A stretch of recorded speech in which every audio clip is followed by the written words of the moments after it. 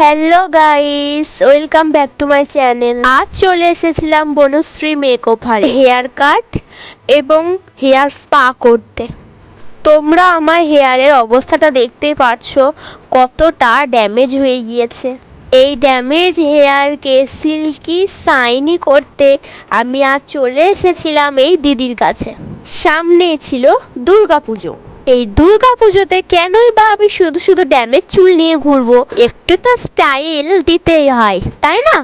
যাই হোক, এবার আসল কাজে আসা যাক। ফার্স্টে আমাকে শ্যাম্পু করিয়ে দিল, তারপর হেয়ারটা ভালো করে মুছিয়ে দেওয়ার পর আমার হেয়ার কাটিং শুরু হলো। আমি আমার হেয়ারটা জাস্ট সমান করে নিয়েছিলাম আর সামনের দিকে কোরিয়ান কাট স্টাইলে কেটেছিলাম। তো এরপর হেয়ার কাট কমপ্লিট করার পর আমার হেয়ারটায় স্পা ক্রিম লাগানো হচ্ছিল। তোমরা তো সকলেই জানো আমার বাড়ি বোলপুর, আর আমি এই হেয়ার স্পা আর হেয়ার কাটিংটা আমাদের পাড়ার এই দিদির কাছেই করেছিলাম।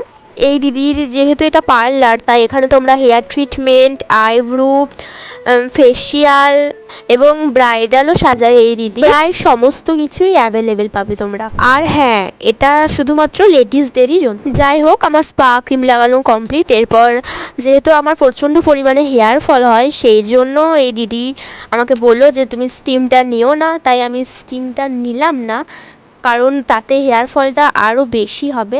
তার বদলে দেখলে আমি এই জিনিসটা নিয়েছিলাম। তারপর আমার হেয়ারটা খুব ভালোভাবে ম্যাসেজ করে দিচ্ছিলো, ওইটা আমার ভিডিও করা হয়নি।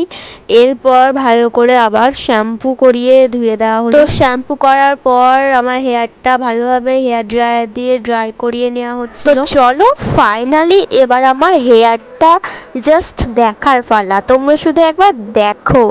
আর এই হেয়ার স্পাটা আমি ফার্স্ট টাইম করলাম, তো আমার হেয়ারটা দেখো কতটা গ্লো দেখাচ্ছে এবং কত সফট আর স্মুথ হয়েছে, সাথে শাইনিও দেখাচ্ছে। Just look at this, I love it. তোমরা বিফোর আর আফটারটা দেখো, তাহলে তোমরা এই দুটোর ফারাক বুঝতে পারবে। তো আজকের মতো এইটুকুই।